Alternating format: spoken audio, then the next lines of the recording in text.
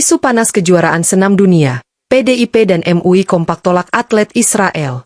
Di tengah persiapan Indonesia menjadi tuan rumah World Artistic Gymnastics Championships 2025 di Jakarta, muncul gelombang penolakan terhadap kehadiran atlet asal Israel. Sikap tegas datang dari Partai Demokrasi Indonesia Perjuangan atau PDIP.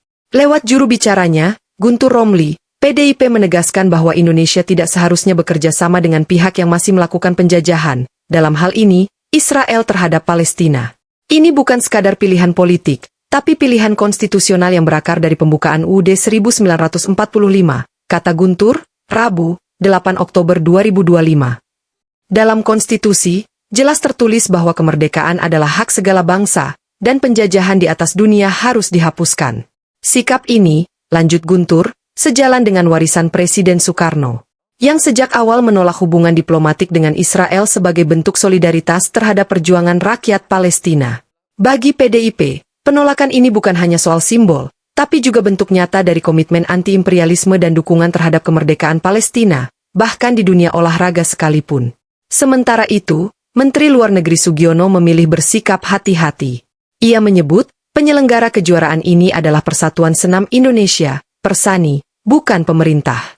Artinya, izin atau tidaknya atlet Israel masuk ke Indonesia akan sangat bergantung pada pemberian visa oleh pihak imigrasi, bukan oleh Kementerian Luar Negeri. Kan ini mengeluarkan visa itu kan dari imigrasi, tanda Sugiono.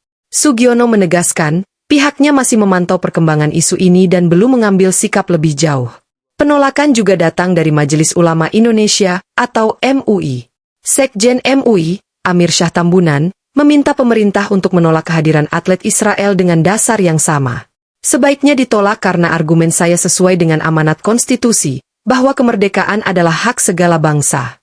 Penjajahan harus dihapuskan karena tidak sesuai dengan peri kemanusiaan dan peri keadilan, kata Amir Syah Tambunan. Sampai kini, belum ada keputusan akhir apakah atlet Israel akan diizinkan bertanding di Jakarta. Namun yang pasti, isu ini kembali menguji komitmen Indonesia terhadap konstitusi dan solidaritasnya pada Palestina. Download Tribun X sekarang. Menghadirkan lokal menjadi Indonesia.